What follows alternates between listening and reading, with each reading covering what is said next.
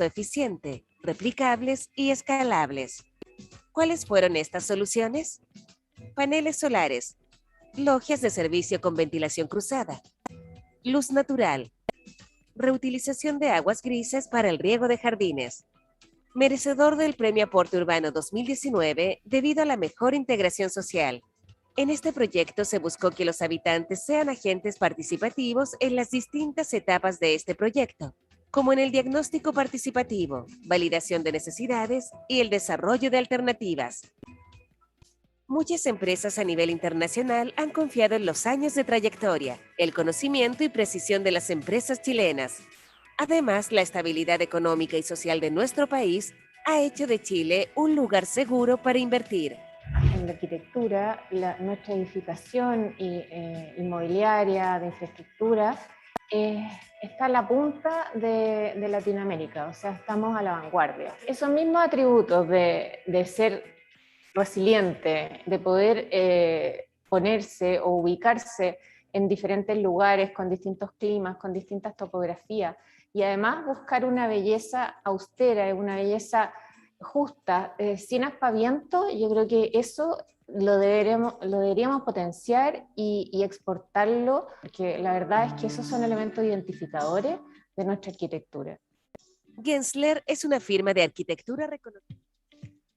Muy buenos días, ¿cómo están ustedes? En nombre de ProChile, la Dirección General. Very good day from the Ministry of Exteriors and the Center of Exports, with collaborators, the Chilean Chamber of Construction, the Association of Engineers, Consultants, Energy, Solar Energy as well, and give us the warmest welcome in the official inauguration of INAUGURACION 2021 City Energy and Infrastructure. It's a main encounter of exporters of specialized for architecture, engineering, construction, intelligent cities, renewable energies, non-commercial renewable energies, and energy efficiency, which for the second time is carried out 100% online. INAUGURACION looks to place Chile as a supplier of services at world-class level that are reliable and quality-oriented, and knowing with experience and integral solutions and broad exportable offer, innovative and sustainable as well. This initiative is public and private, and the latest year has transformed into an iconic activity as a reference in the support of the internationalization of sectors, and as a platform as well to facilitate the strategical alliances and the identification of opportunities at a global business level with the different international actors. Let's then take the opportunity to greet with give a warm welcome with the different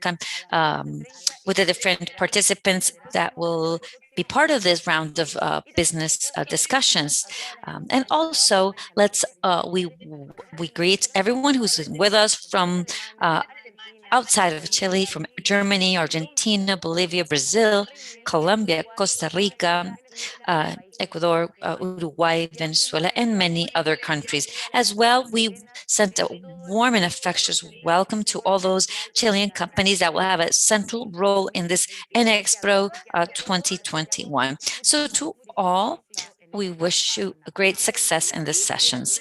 So to inaugurate officially INAUGURACION City Energy and Infrastructure, we invite Lorena Sepúlveda, the National Director of ProChile, so we give her a warm round of applause. Very good day to all that are with us here physically and virtually. To me, it's a great satisfaction to inaugurate officially this third meeting of exports INEXPRO, City Energy and Infrastructure, and second time in a virtual format. We trust that next year we will be able to gather together in this single unique industry gathering. And I also want to give a warm welcome to Jorge O'Ryan, who's in Dubai, who's our director, and to inaugurate this week Chile's participation in the Expo Dubai 2020. I want to greet all the private entities, because this is also a long process, and ProChile has carried out 4 sectors that have already been mentioned. I also take the opportunity to thank all those present: Max Correa from the Chilean Chamber of Construction, Monica Alvarez from Auro Association of Architects and Offices, Maria Casina Bogado from the Consultors of Energies in Chile, AIC, and from the president of the Association of Solar Energy. And a great welcome, President to the digital country, great collaborator for us, Mr. Pelayo Covarrubia, who is not able to be with us at this time. We greatly value the public and private liaison to carry out internationalization of the sectors mentioned, and that you all represent from these associations that are present and that are able to diversify and diversify our generating matrix, supporting the economic sustainment of this country. Without that, pandemic conditions have places in a new scenario locally and globally that are also impacting on our international trade.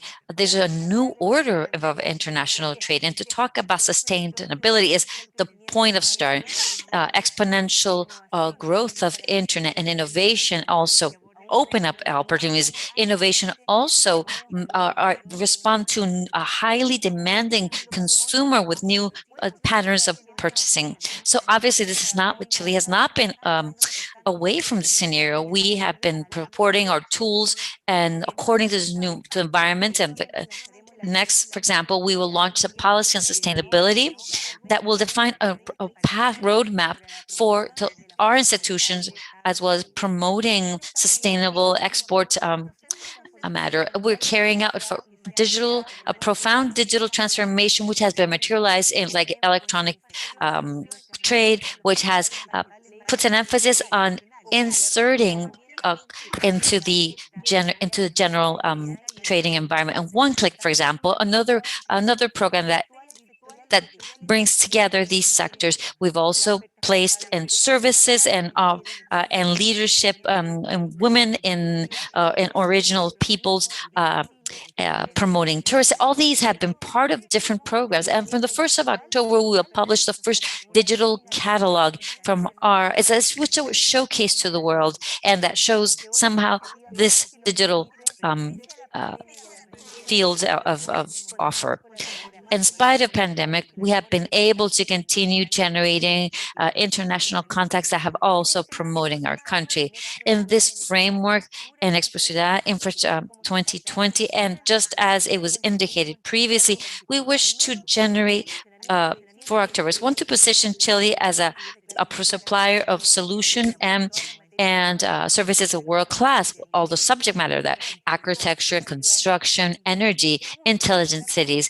Secondly, to provide local knowledge with national, international knowledge, public and private, on subject matter such as the industry of construction, renewable energies for housing, including communities in projects that are main elements of sustainability. Also to provide support with Chilean experience with everything with anti-seismic energy engineering. It's also innovative construction and models of development for infrastructure that are public and private, where Chile without doubt has had a great and broad experience. Of course, the generation of strategic alliances as well, which is the heart of this activity, identifying opportunities in business with international partners. And for this last objective, we have been able to bring together 118 Chilean and international companies that will join and go through extensive and intense business rounds and B2B sessions to establish collaboration and connection. 37 countries from 16 different markets will participate from Latin America, North America, Europe, and Asia, along with 61 Chilean companies along our country. Our warmest welcome to greetings to all those who believed in us and who are participating from around the world, and to highlight that we will have the potential partners and strategic potentials partners from India. That's how we present a study carried out by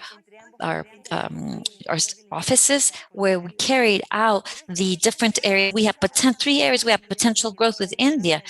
And this is not just one of the things that Chile Export Chile has done. For the one we've done and developed a program to carry out and support the international bidding process with financial multinational with 17 small medium-scale companies have been called on and to participate. And we've articulated the project Red Chile, which brings together 40 engineering companies that with added value engineering would empower in the internationalization process, complementing their offer facing the international company associations, which is a main a driver of this. I also like to give you leave you with a message from Minister Ward, also Alfonso Vergara from our international speaker, and the participation of the authorities that will be with us in our main discussion today. I wish you the greatest success and hope that you take into this and make fruitful efforts we made for Chile works for and with you. Thank you very much. A strong round of applause. Thank you for your words. And I'd ask you to please stay for a little bit because we're very happy to bring in the authorities of institutions that organize this great exporting. And so please ask Mónica Alvarez Moro, President of the Association of Offices of Architects, AOA, Maria Cristina Bogao, President of the Association of Consulting Companies and Engineering Chile, AICE, Max Correa, also President of Edifica from the Chilean Chamber of Construction, David, Vice President of the Solar Energy as Assessment. So you all, President, please come together because we have to inaugurate this session. At the count of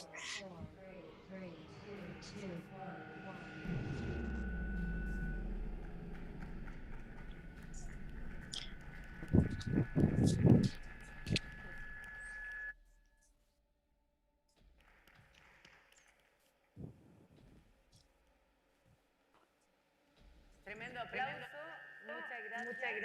Tremendous round of applause.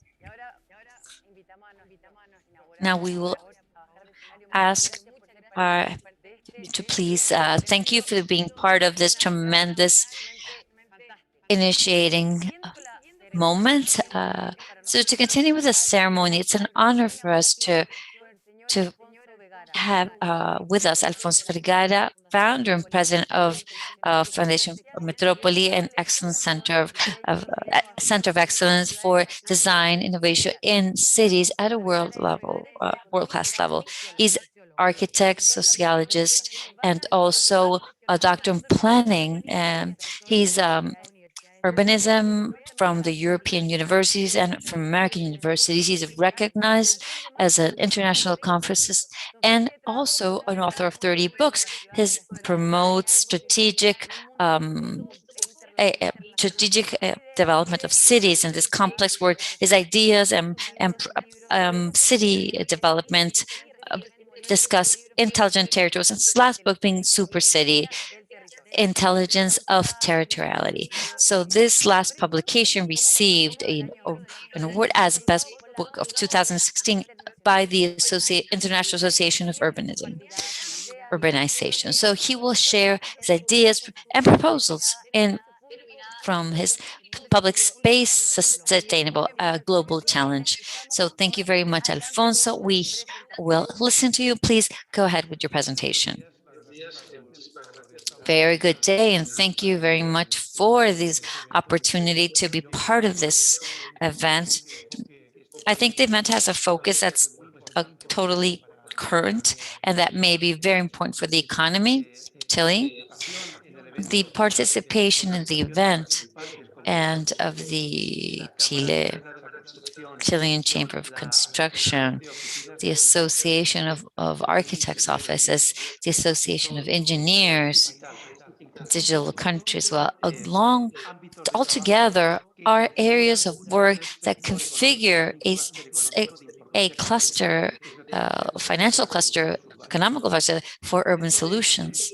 Within these global afterthoughts that these sessions are posing, and housing and city, I'd like to center my discussion on the city as a framework of reference to design housing policies and also to develop the greater subjects in terms of citizens that citizens consider priority. Cities are ever so more important. These are drivers of motors of the countries. But one of the challenges the humanity faces is we could probably resolve at a city scale and also at a city system scale.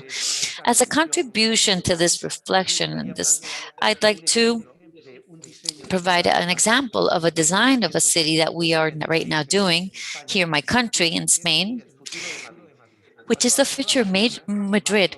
When we started with the pandemic, our foundation, Fundación Metrópoli, we decided that we should dedicate our greatest efforts what impacts the pandemic would have on our cities and how we could prepare ourselves to have a city of the future. I believe that the analogies between Santiago of Chile and Madrid are evident, not only because of the cultural affinities, but also because of the level of complexity are comparable.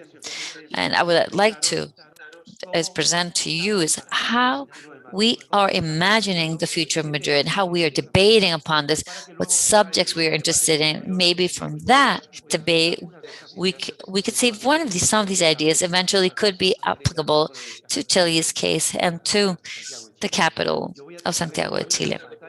I will try to share a screen to have some images of this reflection that we are placing on the future of Madrid. So my presentation I've called Super Cities, the intelligence of the territory, and it's not that they're larger cities, it's just that they're cities inspired on the super intelligence, and that is the combination of human intelligence and artificial intelligence. But technology is much said about the smart cities, and technology can improve the operating of cities. But there's something more important than artificial intelligence. Is human intelligence. It has to do with leadership, vision, ethical commitment. When we connect these two, some called super intelligence, and we apply to cities, we have super cities. It could be a small village or the more complex mega metropolis that we can imagine. So this concept, I believe it's important, this super city concept, that to complement the work that the technology can carry out to improve with the creative impulse and the development of innovation, leadership, future visions within this future of the cities. The experience that we're carrying at Madrid is called Madrid, a City for Life. This is a reflection from the Fundación Metrópoli, is an international innovation center in cities and regions. This has 23 years with the project of cities. This is Project Cities. This is one of the cities, Santiago de Chile was one of the cities. This is what it started with La Universidad Católica of Chile. It was an interesting session. We studied and we were creative and imaginative in this process of development. These are some of our offices in Madrid, and now this book, Super Cities, Territorial Intelligence, explains exactly this learnings with different cities of the world. What are the keys of success of cities? We've called this intelligence of territorial intelligence. Now, in the particular case of Madrid, we see this image, international satellites, that gives us a clear idea of what is the system of Spain and European systems. You see here Moscow, which is a complex city. We see Paris, we see Madrid. In this context, we think that Madrid has a potential connector to the Northern Europe with great part of the population concentrates and with the activities and another region like Latin America, United States, and as Africa as well. Africa is a great emerging continent. Also, this segment on the right indicates China, and it shows investing the role that Madrid could play within these flows. We've developed within Madrid isochrones in 15 minutes to where we are. That spot, 15-minute isochrone, corresponds to a population of 3.4 million people, and that small black perimeter is the ME30, which is the first ring. So the first center, 15 minutes, 6 million, 30 minutes, and 45 minutes, 6.7 million, and in 1 hour, a population of 7 million inhabitants. But in Madrid, there is already a high network that connects other cities like Segovia, Guadalajara, or Toledo in very little time. So the functional area are 8.5 million people. So the functional area of cities or the traditional delimitations of metropolitan areas. So in terms of infrastructure, there's an airport in the center of city, two Chamaltín and Atocha, two main central stations which connect the north and the southern part.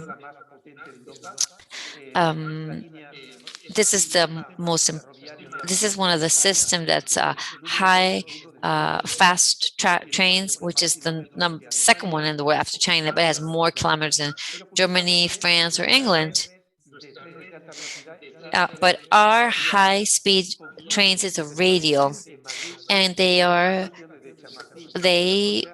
both Chamartín and Atocha, this type of train. En conjunto hay una poderosísima infraestructura que va a permitir, como veréis a continuación, la posibilidad de repensar el uso del espacio público. So this enables us to rethink the public space, and that delimits both stations of high limit. Almost all the infrastructure of the railroad is underground. And Madrid as well has an environment system, a green system we see that's very much supported in the Manzanares River in Santiago. We've done infrastructure of Madrid, and this is done accessibility and it shows the lines that are best connected by the metropolitan area.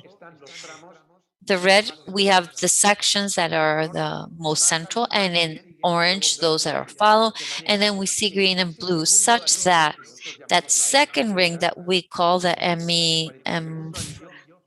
M40, and with intersection with the radial connections, we have doors to Madrid, which are maximum connectivity within this technical analysis, which is called syntax.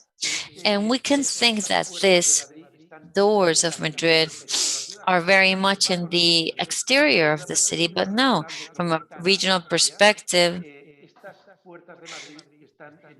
these are in a very central location, and these have the potential to receive high equipment, very commercial employments and areas. We can start here from the logistics, the sustainable nodes of connections, and we can start with the main area that's greater and to even the bicycle rails or which are called the super highways for bicycles as well. And also the metro system, and we can identify the areas that are be strategic and that are for the metropolitan area. These Madrid portals see how well connected they are for the railway systems. And with the bus systems, here we see the bus systems in blue color and interurban buses in green. But we also see that there's a profound interrelation between the transportation system and these commuting systems. This will enable us that the heart of the metropolitan area, the M30 and radial, are be the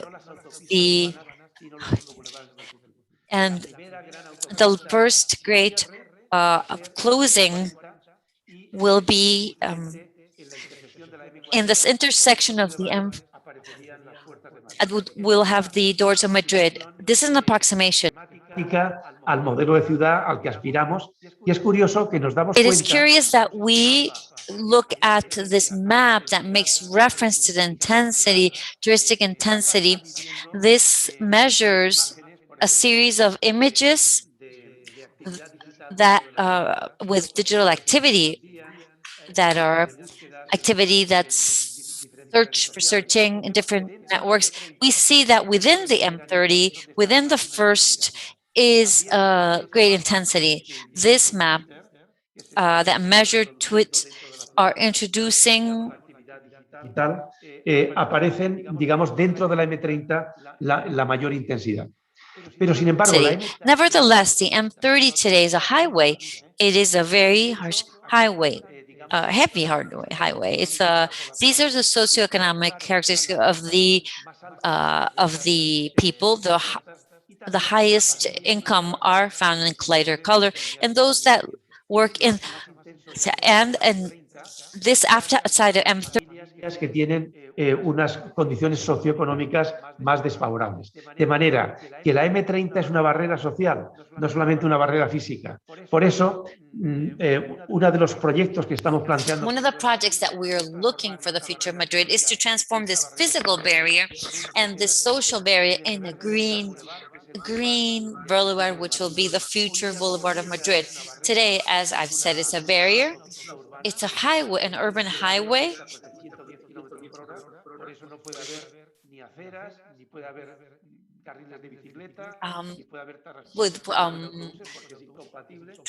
It's incompatible to have buses and roads. We're trying to transform this in a boulevard. This will have different directions, actually lanes for bus, monorail, and different directions. It's a huge area. We can associate this to the recovery of green spaces.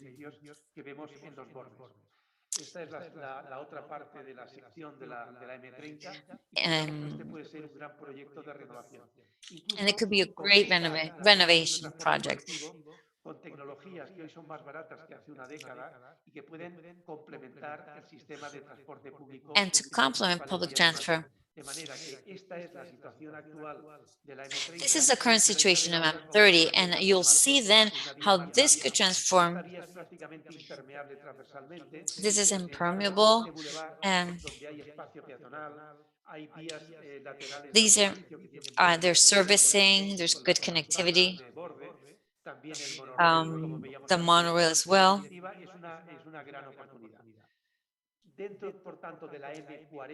So within the M30,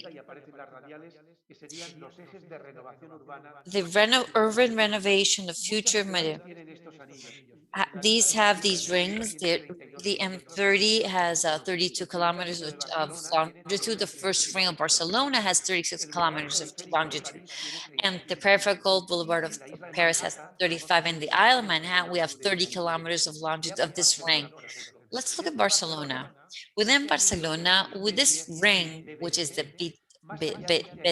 B10, there's no other structural roads.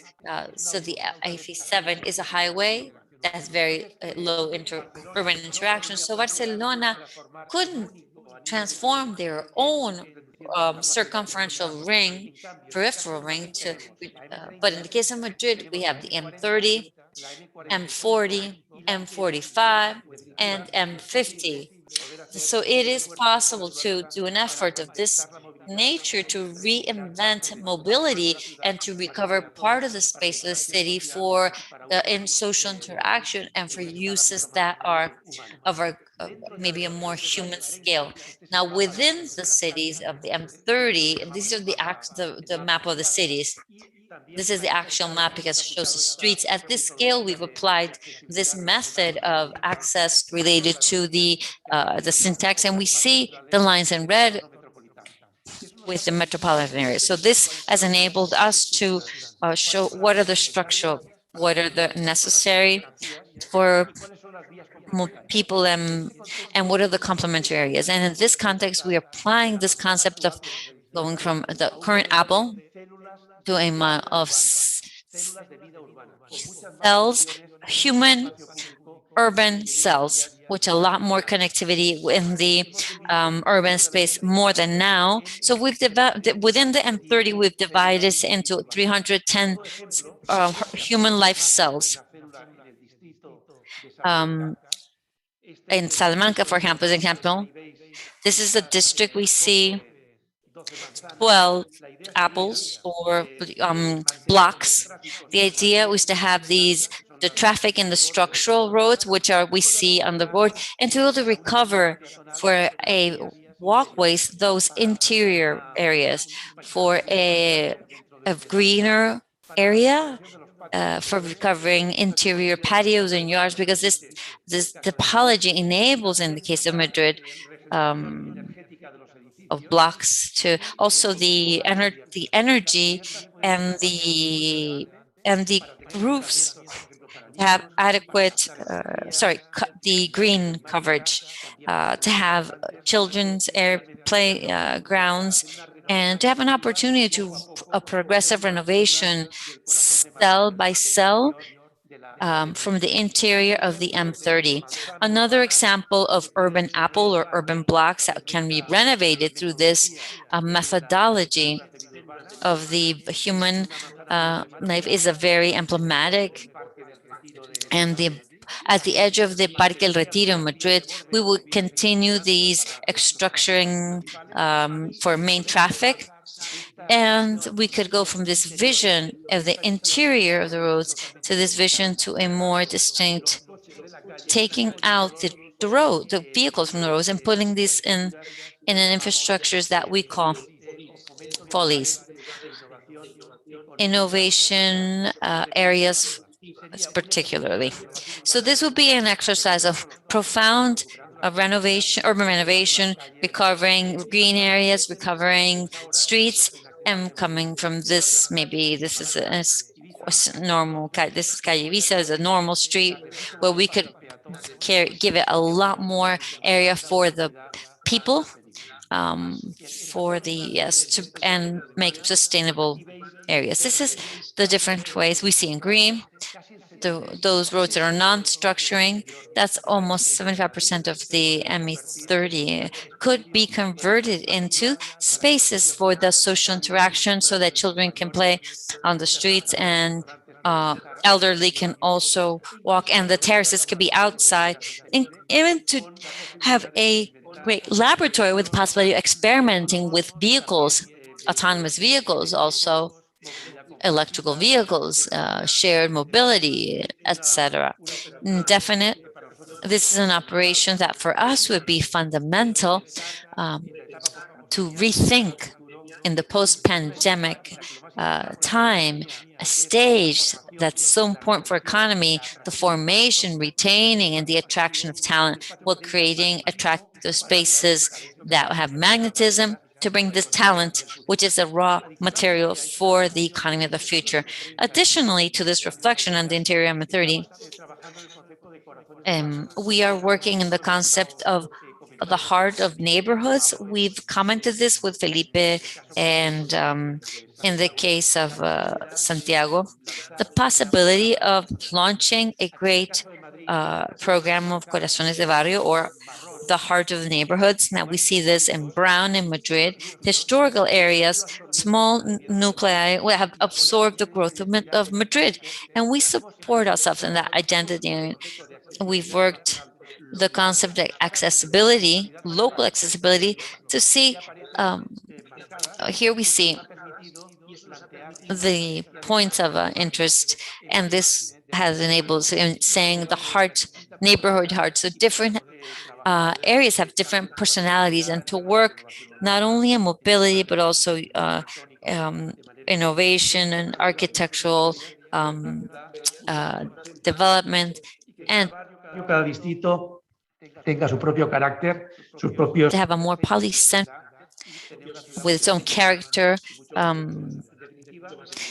a very more balanced. This global vision in definite terms, where we have the schemes of mobility, which are very important for the future, and the opportunities of renovation are so associated to M30, to the radial, and also to the recovery of the interior areas and spaces, particularly for the pedestrian and for those advanced economic activities. I think that this reflection could also be thought of for Chile. You have in Santiago a San Antonio, es el espacio unique space between Santiago, Valparaíso, and San Antonio. It's an area that we call the Chile's diamond, where most half of the population of Chile lives, and you have these environmental qualities that are unique. You see the mountain, the coastal area, the morphology of different ecological runways, that indefinite, if we can make an analysis that's from the this M15 in Santiago, and then till the M30, M40, 45 minutes is not a great difference. The millions of people that it goes from 5.5 million to 7.7 million, but the greatest tensions in transformation, urban transformation, the greatest opportunities in the metropolitan area will be in this isochrones between 30 and 45. And as the systems improve, or human transport, or the train to Batuco, or the improvement of the transportation in public in general improve, these isochrones between 30 and 35 minutes will be absolutely necessary in the future. So in 1 hour, we go to 6 point something people, and this is a city as large as Madrid, and but the great advantage that has with Valparaíso and San Antonio, where you also have infrastructure, port infrastructure, so there's a complementary that's strategic in terms of urban function. If we calculate those isochrones simultaneously from the medium scaled and the main city of Santiago, it's a really interesting territory. And 45 minutes, that represents over 7 million of inhabitants. In 1 hour, it's the same isochrone that you have Madrid in 1 hour, 8 million inhabitants. But nevertheless, in this territory, we have mountain landscapes that are port and agricultural area, which is the Casablanca Valle, this image is from, and in general, you have a region, a polycentric that could be very competitive, and at the same time can maintain that human characteristic polycentrism in different areas, which is what we need then, is to think that this territory is integral, looking at the complementary requirements, maybe to the infrastructure of transportation that's necessary, and the complementary aspects that could be created by different nuclei, rural nucleus, the great city, for example. And 56% of the population is in this 4.2% of the surface. I think that's a great opportunity. And I hope that the reflections and thoughts of today will take place and give us lights on how to design the future of this territory that's so special. Thank you very much for your attention. Increíble presentación, Alfonso. Estábamos todos acá escuchando atentamente. Incredible presentation, Alfonso. We were all listening to your presentation, and we've had many questions. We know that you are very busy, so we've selected one. According to your experience, what do you think are the elements, basal elements for the housing to be able to integrate into a integral city in this such an ever-changing construction? Well, after pandemic, housing will change because we will need, in many cases, the population that works in the knowledge-based activities and can do remote working, our housing to be hybrid. It'll be to work and to live. El trabajo, porque cada vez más esa flexibilidad laboral, etcétera, que tiene algunos inconvenientes, pero también tiene And to algunas conciliate life with this, there's advantages and disadvantages, but it's affecting the typology of housing within metropolitan area. We have a phenomenon which is well, exodus to people that live in apartments in the middle of the city and that suffered a lot during this isolation. Housing and policy of housing will be important.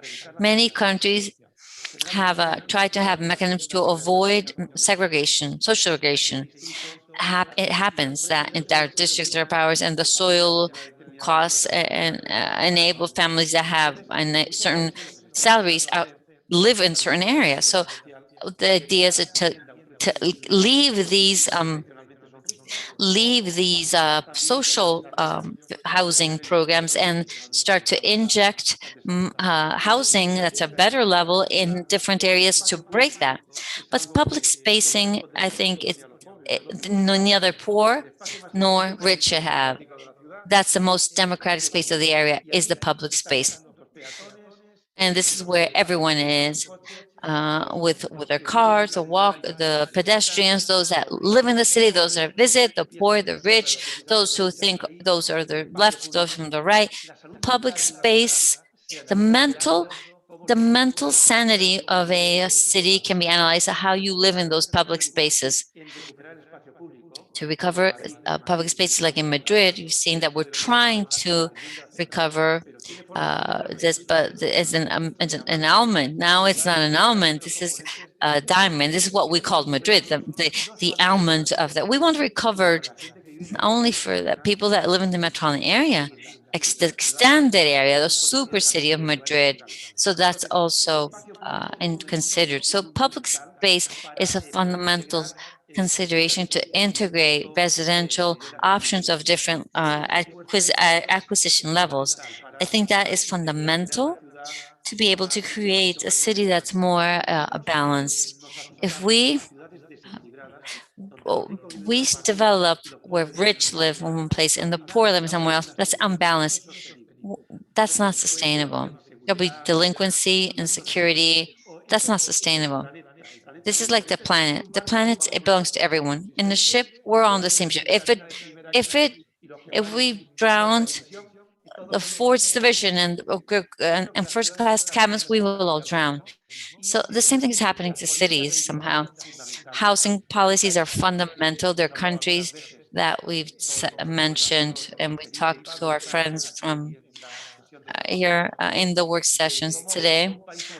How a country like Singapore made from their public policy the key to develop the feeling of belonging and retaining and attraction of talent, even with the inverse mortgages, they could secure a salary after you finish your inverse. So during the active area, you're not financing your housing. When you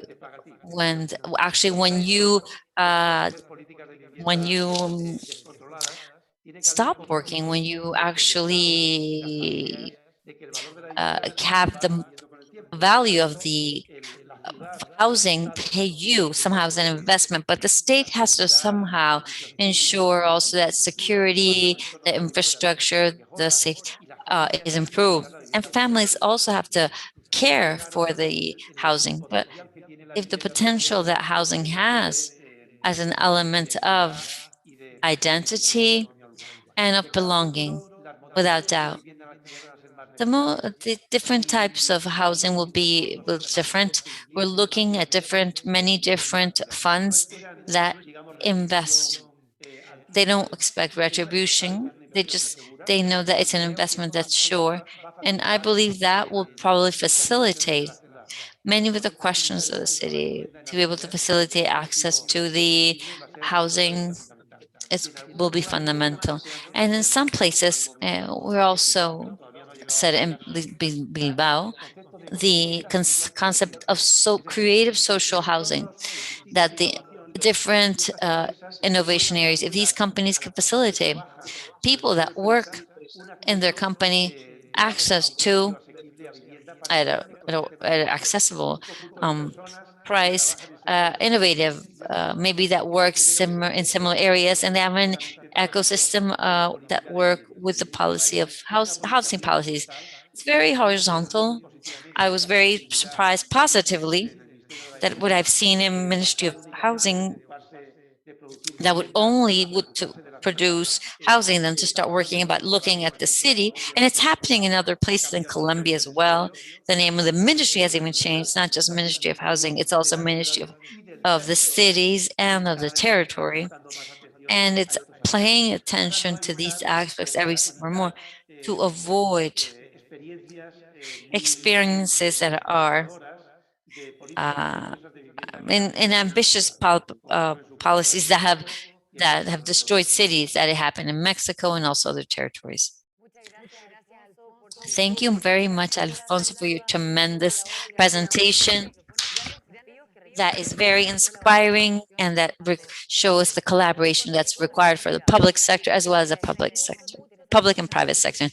Thank you, tremendous presentation, which will always help us to open the conversation we'll have in a few minutes. So thank you very much. Presencia acá. Muy bien, pues muchísimas gracias de verdad por esta oportunidad de compartir estas ideas. Thank you very much for allowing me to share my ideas with you. This session of the work that's being carried out is very interesting in a very special moment of Chile, where you are redefining your constitution. I think the housing issues and city issues are fundamental. This is why the debate that's being discussed on these issues is worth not only to improve the conditions of life for the citizens, but also to offer opportunities and to promote the economic development of the companies and of the institutions that work this task of constructing cities. Thank you very much. So we'll continue today with our session. And in this context, as we had said, from public-private cooperation, I invite you, Felipe Ward, Ministry of Housing and Urbanism, to give us a few words from the public perspective and the programs they're promoting. Welcome, Minister.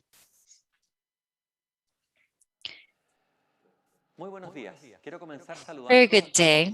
I'd like to greet all those who are participating in this event, especially Luna Sepulveda, Director of ProChile, and José Ngara, Director of the Foundation Metropolitan. The ministry that I represent, as you know, has a name, the Ministry of Housing and Urbanism. So how we facilitate access to housing for vulnerable and middle-class families, and how we organize our territory are today our main focus, our main task as in our ministry. Things have changed in behavior of cities in the face of pandemic and the social context that our country is living. The increase in the vulnerability of families in terms of the extension of sanitary crisis and impact of employment, demographic changes of the last change, like the aging of the population, a new family organization, plus the willingness to live in better connected areas, have made our our policy on housing change to adjust to the requirements of a citizenship that wants to become a protagonist in the decision-making process. So I start this presentation with a challenge. Want to come together on the importance of starting now to understand how housing in our territory will be conceived in the next 30 years. That is the great public-private challenge that we have as a country. We should also be able to plan the present with a vision of the future and the sustainability for the construction, better cities, better better neighborhoods and also for the country. We are convinced that our ministry, we assume the leadership as well with public works, Ministry of Work, and a series of other ministries with a series of programs promoted by the president of the country that has three purposes. One, the generation of employment, the promotion of investment, and the attention to the most vulnerable families. This recovery plan, social and economic recovery plan, has 70,000 work posts, and the total 180,000 in 2021 in general. At the same time, we will see 286,000 subsidies benefiting 1 million people through 27,000 calls to construct, improve, and rent properties. President Piñera told us to set up a roadmap whose priority is to facilitate people to the this 2021 Minbook Ministry of Housing and Urbanism, we've started a program of units of social integration and also solidarity fund for housing. This is probably the greatest number of constructed units in the last 8 years. Additionally, we acquired 120 the public bank or lotting area, which enable us to construct 120 units to deal with the housing deficit that's currently found in Chile. Through the ministry, we look to make face with an efficiency of the lack of housing through camps that we've seen. We need more than 500,000 housing needs. And to face this challenge, we will only be successfully work coordinatedly among all the sectors, the public sectors, the authorities, the private sector, the academy, the associations and civil society, as well as the leaders. One of the relevant elements is the dialogue, national dialogue for housing and city, which we promote as a portfolio. We had very good results that we had 20 actionable measures to apply naturally to that will benefit those people that have been waiting for a housing solution, facilitating housing, and this is the agilizing the internal process as well. Such as these show us that the work jointly starts from the proposal, starting from the prioritization and finalizing an agreement where we have to maybe improve the quality of life of that with a matter of urgency of some families. So Ministry of Housing and Urbanism, we have the greatest budget in all time for this ministry, and will grow next year, just as it was announced the president and a few President of the Republic. Due to this growth, we will be able to amplify the protection network that as a ministry provide from housing to the Chile family. The main concern of all, it should be that the well-being of everyone, that we live in sustainable and inclusive and human cities. This is why we're aware that we have to continue to level out the field and increase the standard of living of the housing and also of the neighborhoods to support those vulnerable and middle-class families.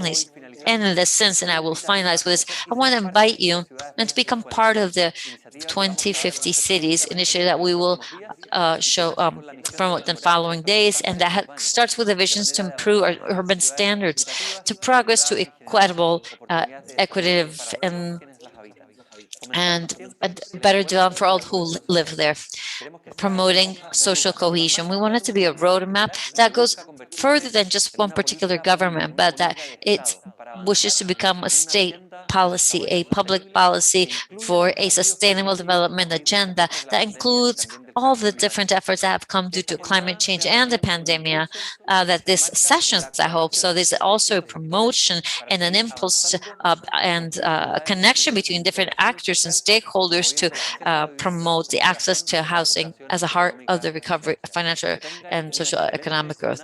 Thank you. Have a great session. Thank you again. Palabras, qué importante lo que mencionaba de la colaboración público-privada y también felicitarlo Thank you. We congratulate you for the great progress that you made in matters and subjects of housing. And we will talk about this now. Also, we will have an incredible panel with a highlighted and academic field acknowledged. And so as how these are reconfigured in responding to this new global reality. We want to greet Felipe Anteaga from the Center of Studies of City Territories from Minbook. Please come forward. We also want to greet Pablo Alad, Dean of the University of the Acting Partners, and also remotely Carolina Irivan, Associate from Atisba. We also want to congratulate and greet her. So Paolo Ravelli, Head of Communication of the Chilean Chamber of Construction, who will be facilitating this panel. Thank you, Bernardita. We will start then with this panel. That's very interesting. We see you, Caroline. And first of all, we want to take the words from the Minister, Felipe Ward. This announcement that will be carried out on 2050, having inclusive cities and more human. Let's start with you to initiate this, maybe this panel. What is it you would expect from a model of city that's 2050? What would you expect of having a more inclusive and more humane city? There's a challenging concept behind this. First, I want to thank the invitation to this export fair, if I could say, and also relates to the presentation by Alonso de Ada. It couldn't be more contingent than not just thinking of exporting good ideas or practices, but to be connected. I think as we've never had the challenges of cities, of housing, territory are not just son distintos entre los lugares o entre los are not países. just exclusive or different from one place to the other. We're ever more connected. The pandemic and climate change are the two global forces that have pushed the accelerated transformation of cities. Transformation toward better cities, sustainable cities that are more inclusive, that are integrated, that are resilient. So from this focus and this context, what we've wanted and what the minister has commented is, what are our challenges? So what are the conflicts that we have at the territorial level? Y a la crisis climática, tenemos también el estallido social del 18 de octubre. We also had the social social rights and the uprising, and there are some changes that were needed, just as is were with the pandemic and the climate change.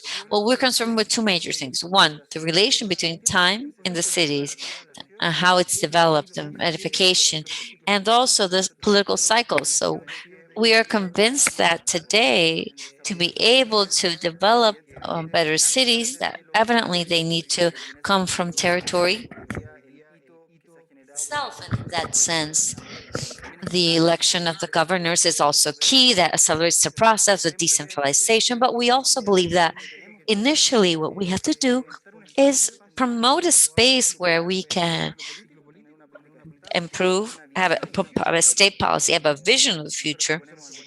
We propose 2050, 30 years further. Not that so that they happen in 30 years more, but we have to start now with the change we want to see in 30 years. And also improve institutional things, such as a fragmentation of decisions, the decision-making process. This institutionally that many times is uncoordinated, and with this initiative we hope that we all get involved, especially the regions with the main actors, and we can transform this space which is central. This cities is the scale where we can resolve the main problems of humanity, of the country, and connected to this, very much related as a first step, is something that the minister also commented on the initiative's dialogue, that we think it's the way ahead, so that together in a multi-sectoral road or way we can generate proposals to a more integrated housing, but also to better cities that improve the quality of life of people. Felipe, I want to take that point, which deals with the design and political political cycles, and I want to invite Caroline, which is associada from Matisba, who deals with projects and all the consulting on urban design. What should happen so that this be effective? How should we act? How should the public world act along with the private, so we can promote and that the urban policy transcends the political cycle that our country lives every 4 years with a government? Well, it's a great challenge, what Felipe says. Well, first, before I answer your question, I want to thank the invitation, also the EOA, Pro Chile, and I believe that to guarantee sustainability of the projects that in terms of the city, these are projects that take a while, and that the planning is very important. The vision that there is of the territory, especially in the metropolitan areas, which is at the scale that Alfonso is somehow showing in the case of Madrid. And in that sense, as a reflection of what Alfonso is saying, through the analysis of these M30, M40 in Madrid, I believe that the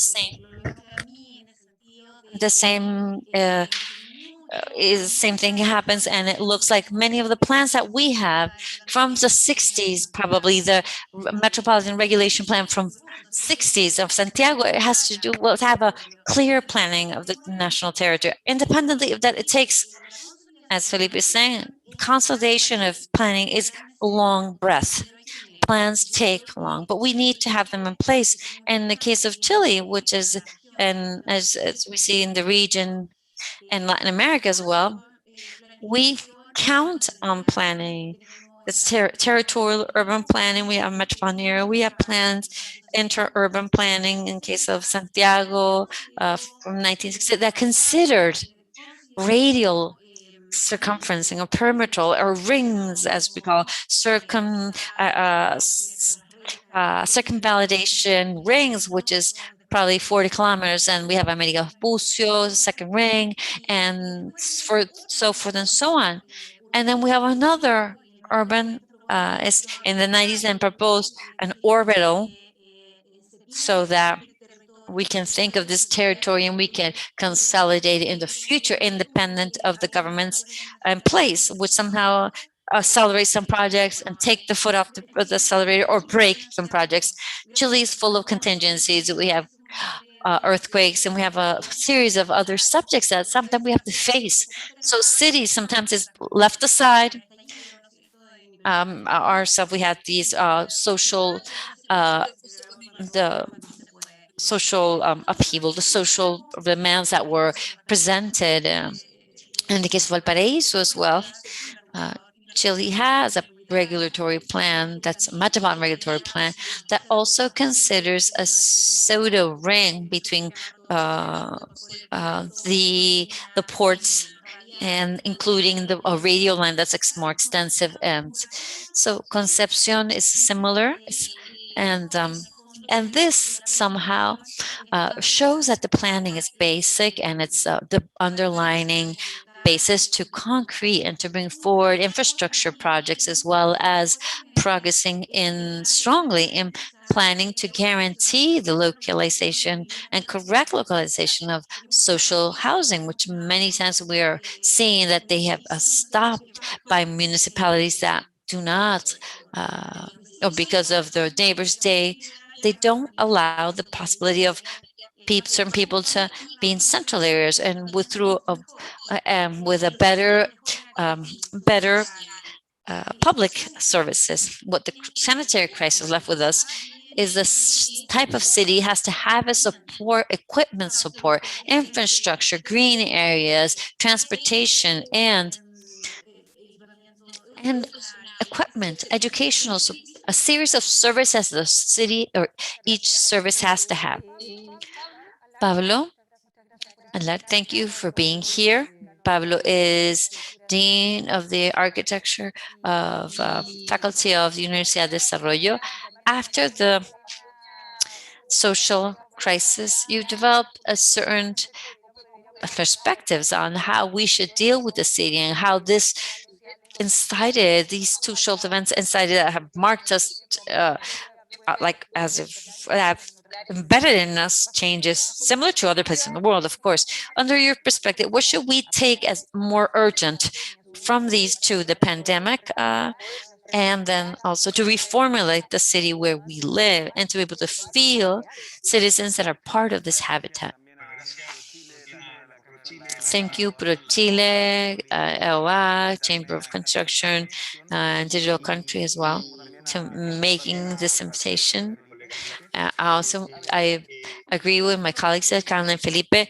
Well, the city of 2021, we are at the coming to the first quarter of the 21st century, starting to characterize and differentiate from the 20th century city in four aspects that have been placed under pressure by the coronavirus. One, fight against climate change, because even though cities consume 70% of the consumption of the planet's energy and generate 80% of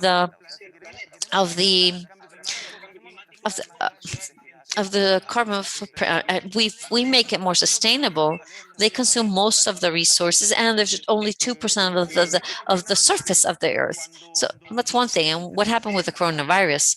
When we started these lockdowns, it was evident how emissions of gas in Europe, only in February of last year, 400 million tons of CO2 emissions, because transport came down, industry started emitting. So we think, well, this is fantastic. This shows you that cities are let's make them more efficient.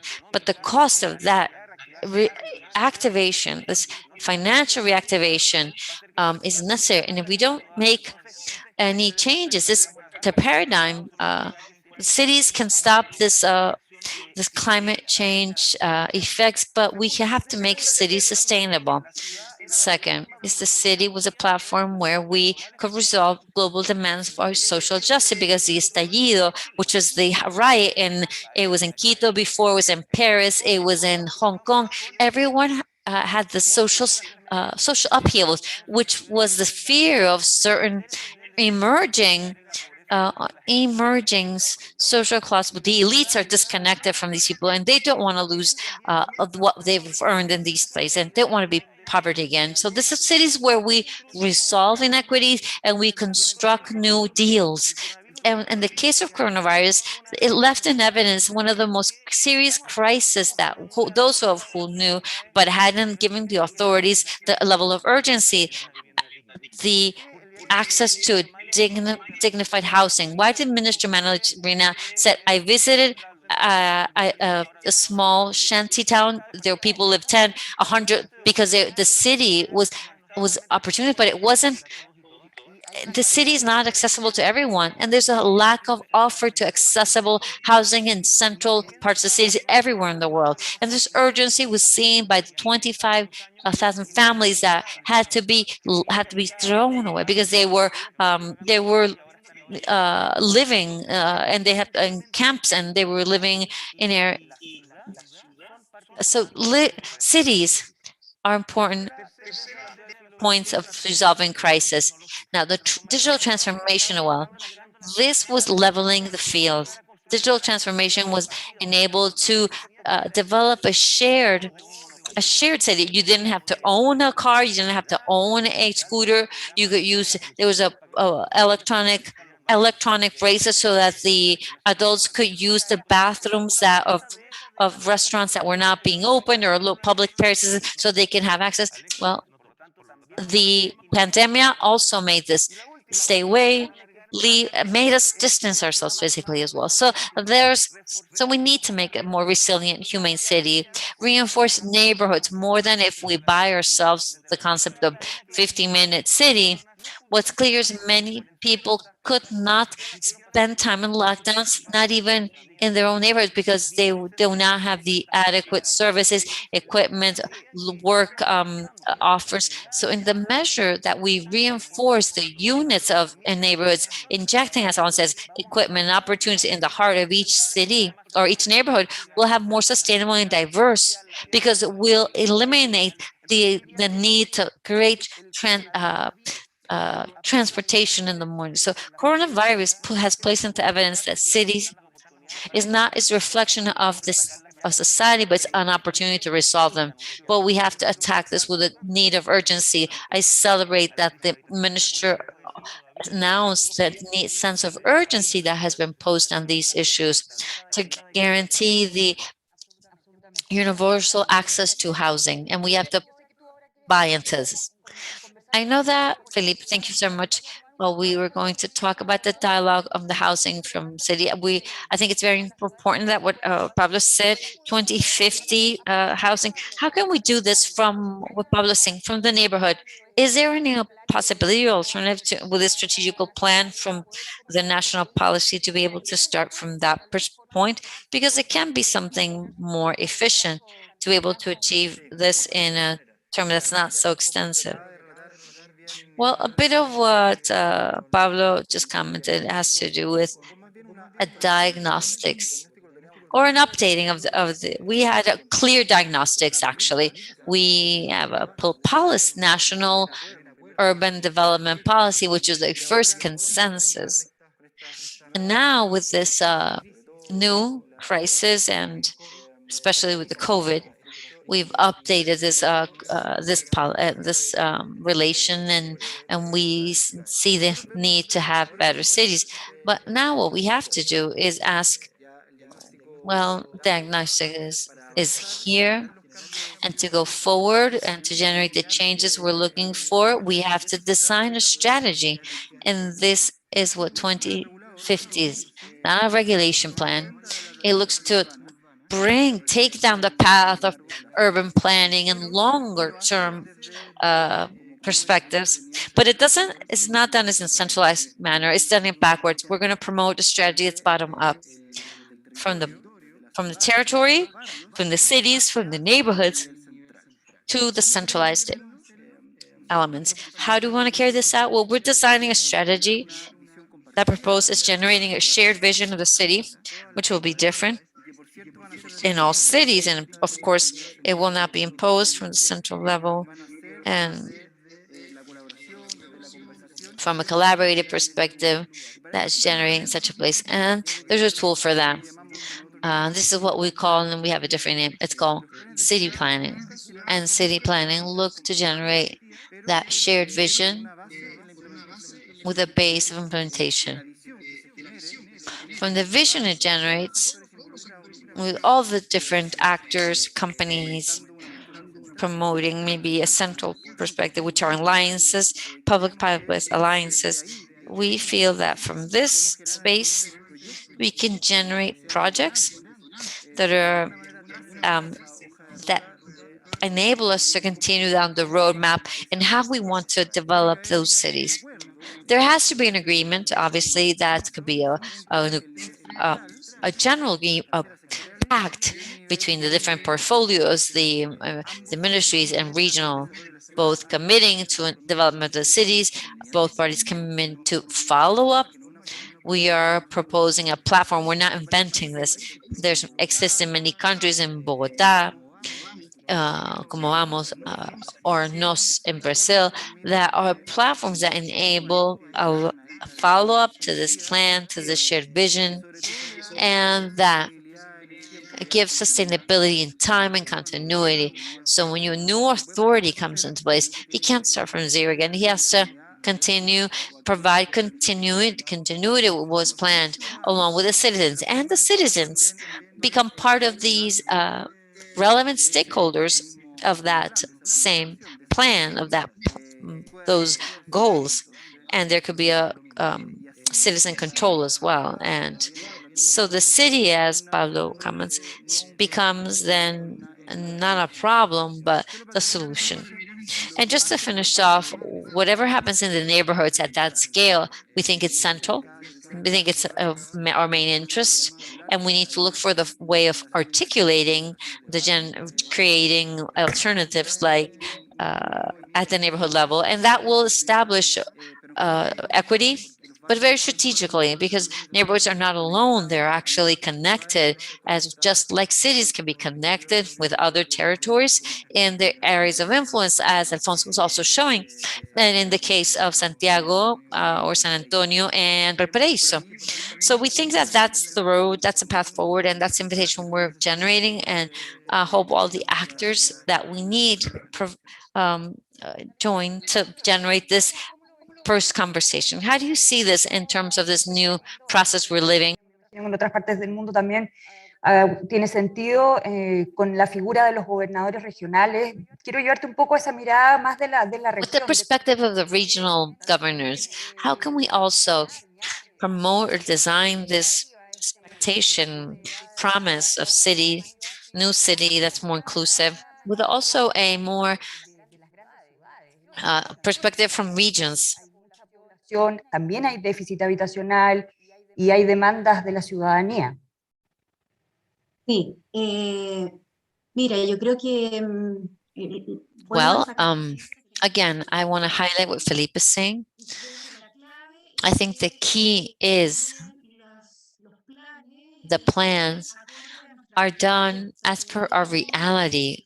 What we saw is very interesting. Alfonso's presentation in Madrid, he did a great project that is in Madrid, that great green areas, recovering spaces, which has a brutal price, a very high price, which doesn't follow our reality. For projects to be able to be consolidating time, Felipe is saying, is that they have a base line for implementation. So it's very important, the vision, the leadership, and the governors. This is key.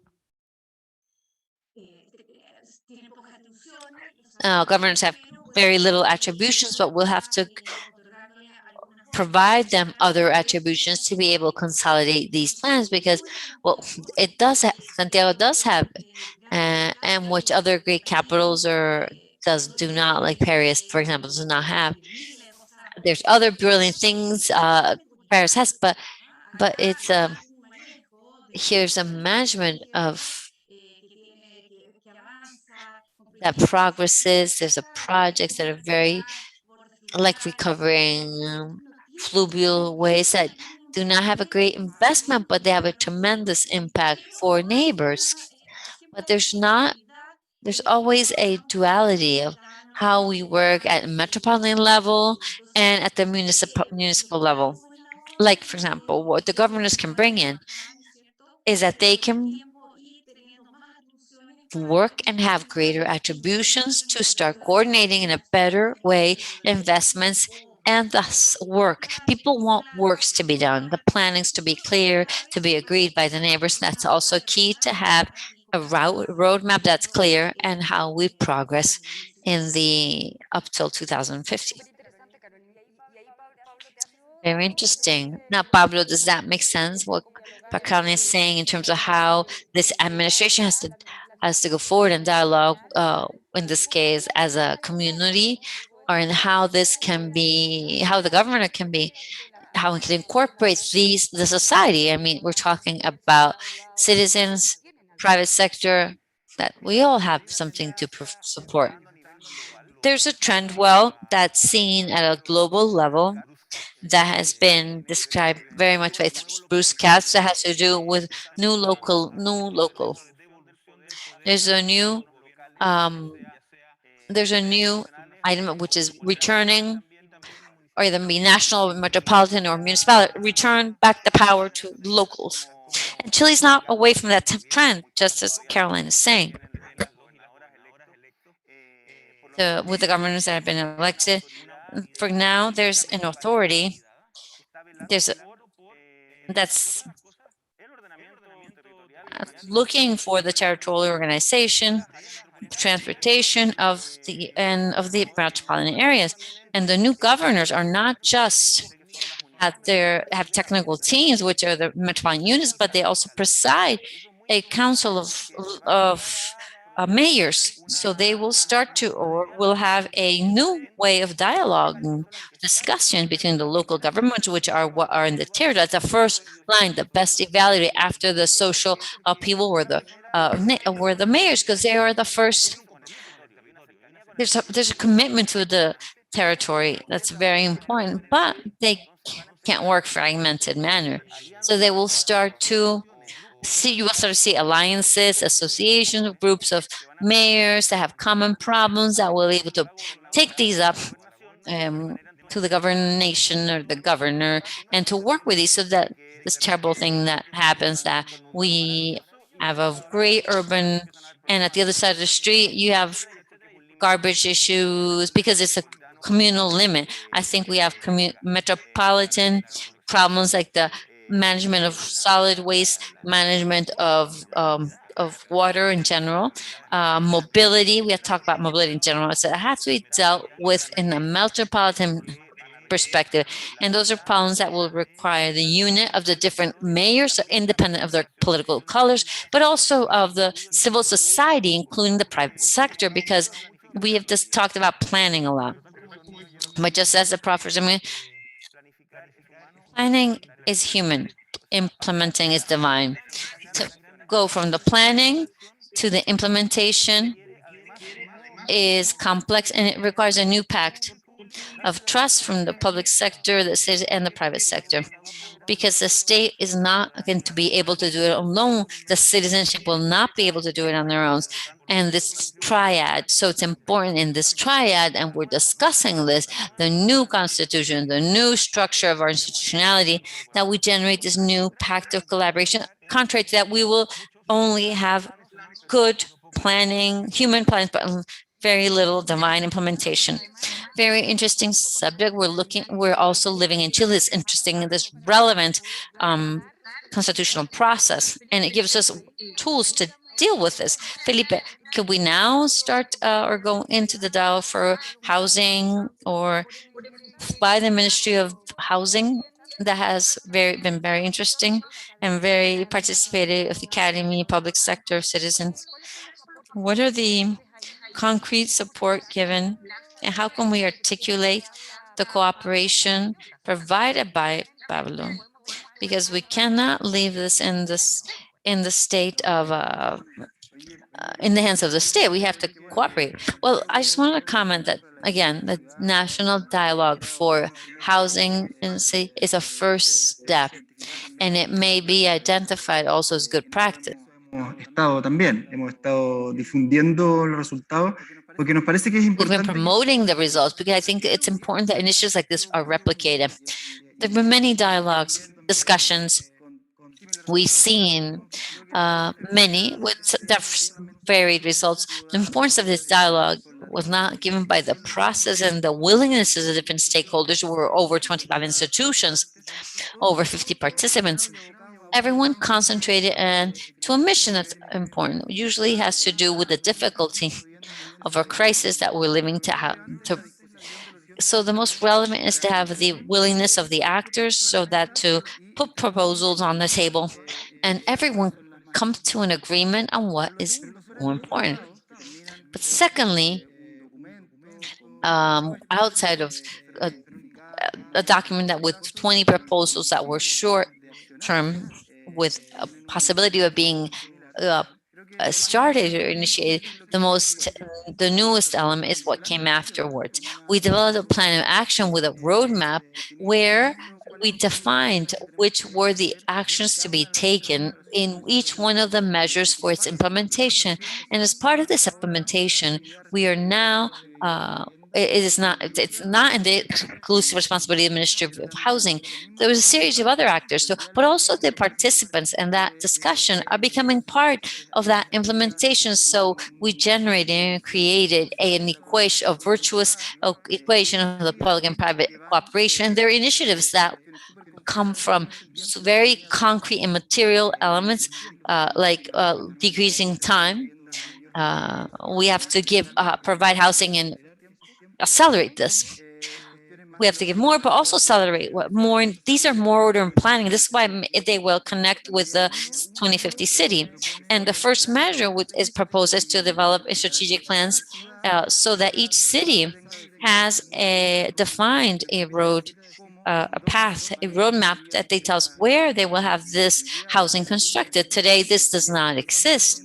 And there are 2 pilot plans, again, that are they reflect this dialogue or this discussion quite well. One is promoted by the Council of Urban Development in Rio, and the other is developed by a foundation or social organization foundation from Antofagasta. In both cases, we have these are being developed with the governors that have been elected, with the ministry representatives for the region to provide a plan, housing plan, in common agreement with the different stakeholders, one of the measures. And just like that, there's 20 more that promote or are sustainable initiatives socially for how to develop or how to resolve the housing deficit without displacing people, but living them where they were.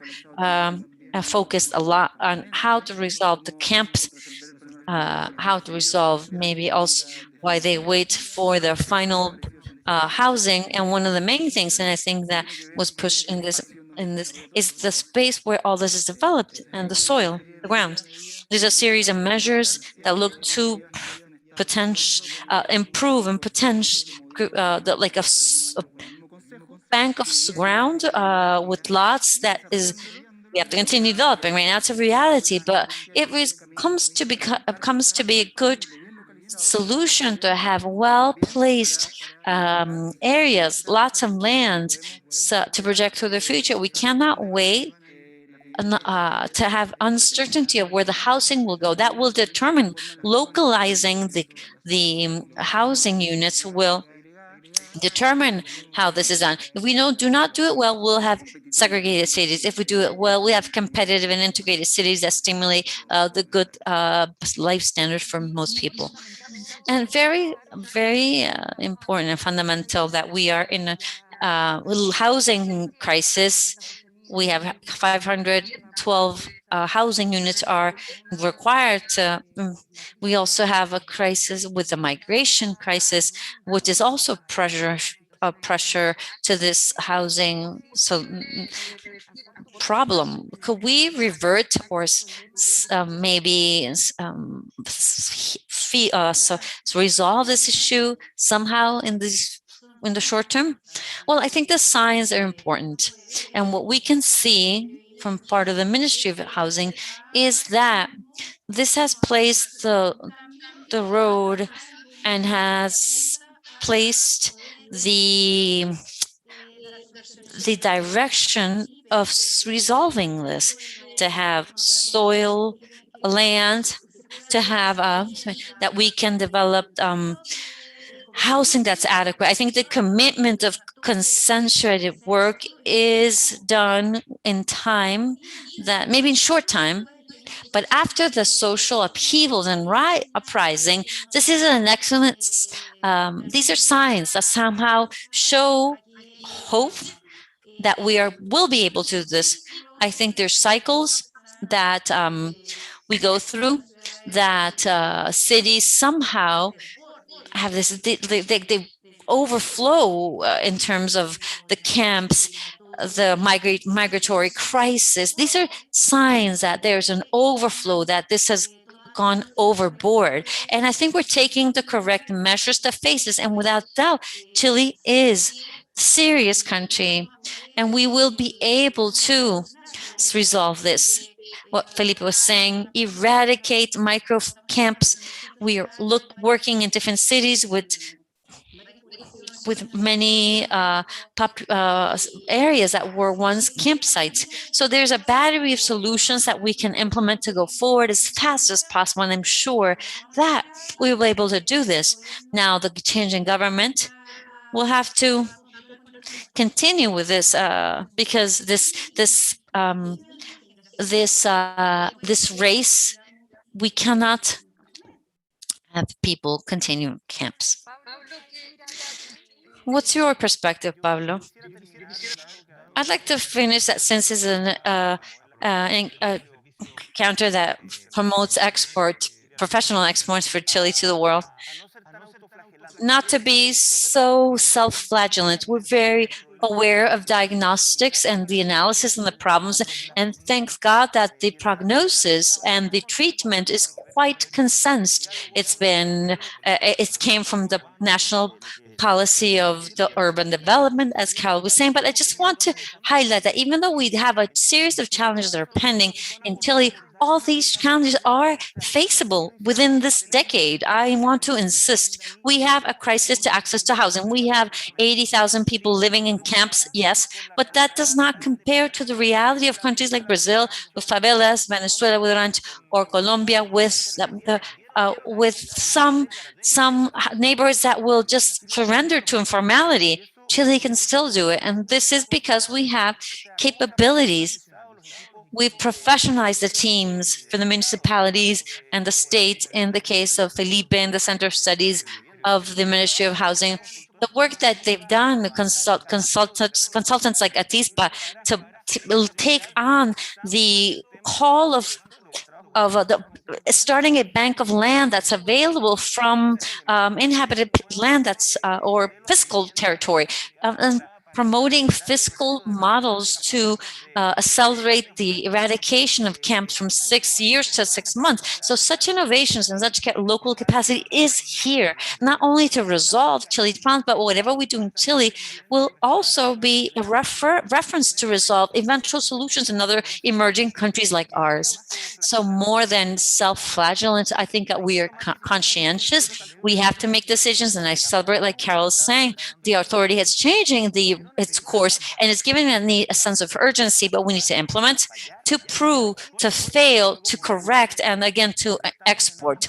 But we are in a very good standing. Chile has the human resources, financial resources is available, technology is ever so more available. We need a legislation that facilitates, not that inhabilitates, and that it facilitates so we can free this capacity and effectively finish this decade with the cities and with the housing for integration, the quality of life that Chile needs for the 21st century.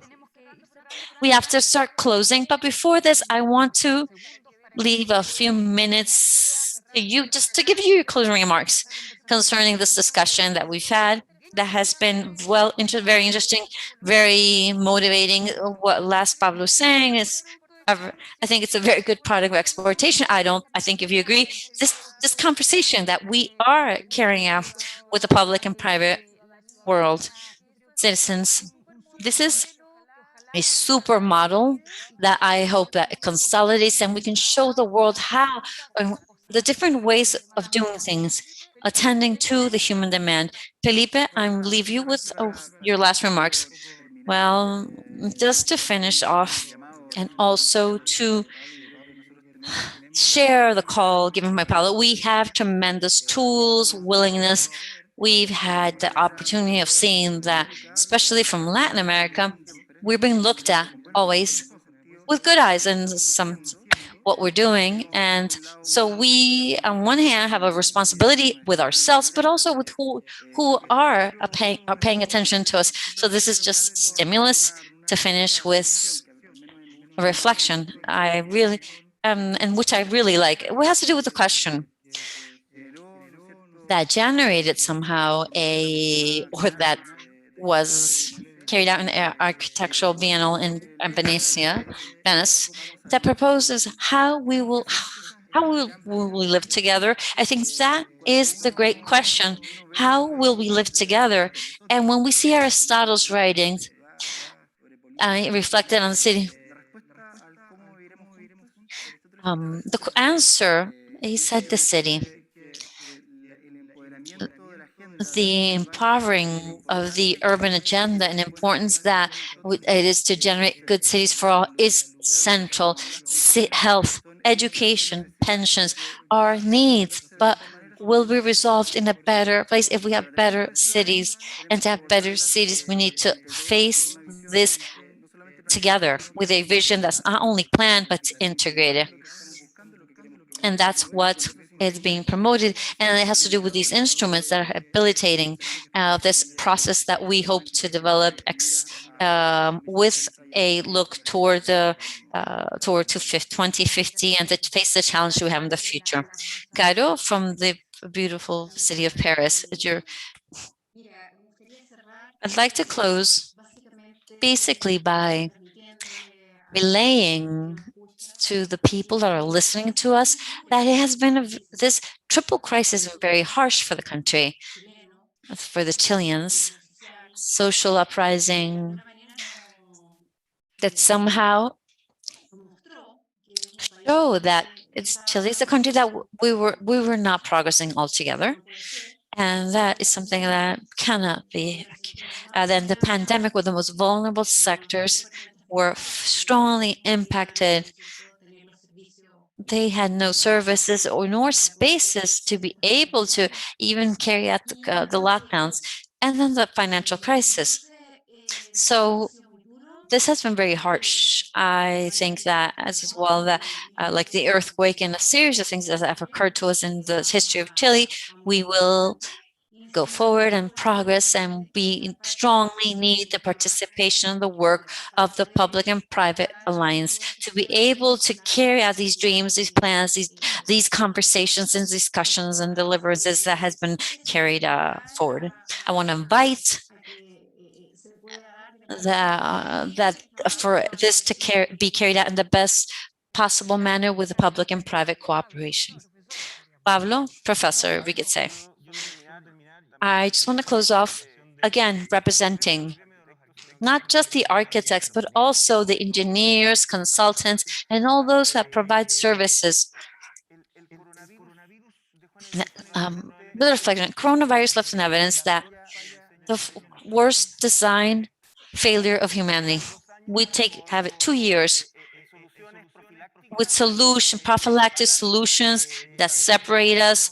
We are distancing each other in public spaces with plexiglass, and this is just not sustainable in time. What does that mean? More than what the scientific community is doing, because they changed from the competition to collaboration to get the vaccines, we have to redesign our homes, redesign our cities, redesign our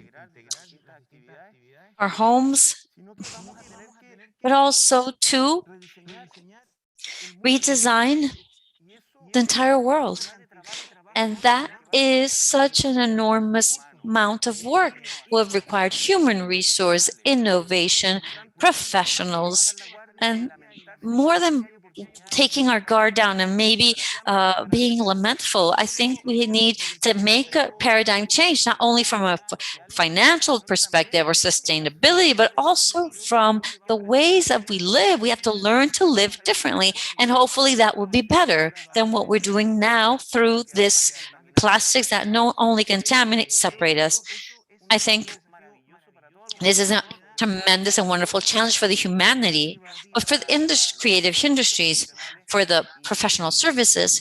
And while we are more aware of the diagnostics and we are more conscious of and we work together, there's a more this will probably be a great opportunity also for humanity, not only for us, but for humanity. I invite you to look at this for the optimism, not to be afraid of the blank, of a sheet. Our work is to project better futures in these blank sheets and in a blank agreement. Pablo, has been a pleasure to have this very interesting motivational discussion. I think we need to make things happen, and thank you very much. We want to give you a warm welcome to this tremendous panel.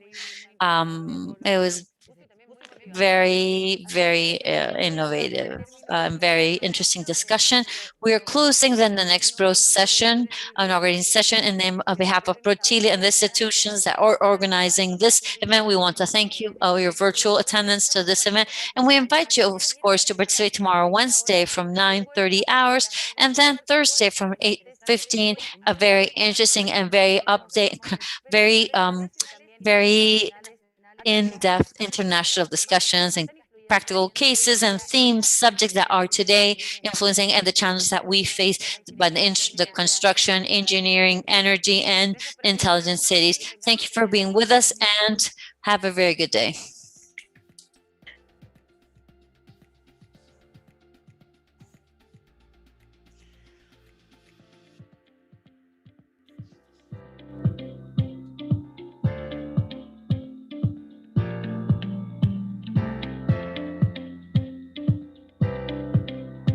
A nivel internacional. Su principal foco es crear espacios para vivir, trabajar y jugar mucho más inspiradores y resilientes.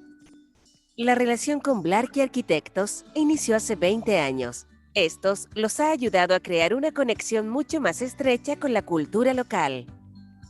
A nosotros nos ha impresionado mucho el nivel de desarrollo que tiene la industria de la arquitectura y del desarrollo en general en Chile. Sabemos que podemos ir a trabajar con ellos, hablar de estándares internacionales, que podemos trabajar en plataformas colaborativas como BIM 360 y un montón de cosas que no les estamos hablando en un idioma desconocido, les estamos hablando en idioma que se conoce, los desarrolladores también son sofisticados y eso nos ayuda muchísimo. Además, Chile es un país que tiene muchas regiones que son riquísimas en diversidad. Los materiales, los acabados que se consiguen son súper variados, interesantísimos. O sea, el nivel diseño en general es muy sofisticado. Creo que la competencia que hay a nivel local entre desarrolladores, el hecho de que el Estado contrate tanto proyecto de infraestructura y de diseño también facilita y hace que existan muchas oportunidades para poder ofrecer servicios de diseño. Realmente sentimos que hay una percepción de valor de ambas partes en esta relación y pues son ya 20 años de trabajar juntos y esperamos que sea mucho más. Confía en la experiencia y prestigio. Confía en la arquitectura chilena.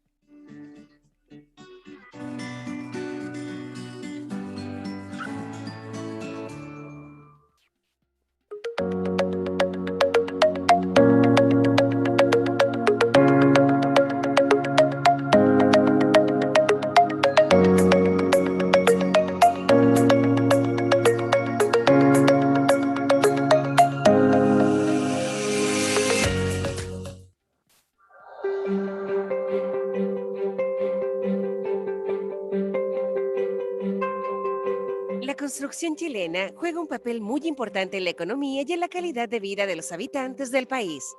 Concentra casi el 65% de la inversión, aporta el 7,3% del PIB nacional y entrega 700.000 puestos de trabajo. Los altos estándares de seguridad y la calidad de las edificaciones nos han posicionado como un referente a nivel internacional. Nuestro país ha generado los mejores sistemas antisísmicos del mundo, lo que le ha entregado seguridad a los chilenos y a los inversionistas extranjeros. Además, la estabilidad económica y social de Chile ha hecho que nuestra oferta exportable sea aún más cotizada. Chile es reconocido por ser un país sólido, que cuenta con un modelo económico abierto y estable. Diversos estudios sitúan a Chile como uno de los destinos más atractivos para la inversión extranjera directa. El sector de la construcción en Chile es reconocido por su alto estándar y una normativa antisísmica que ha permitido avanzar hacia un nivel constructivo de primer nivel, siendo el país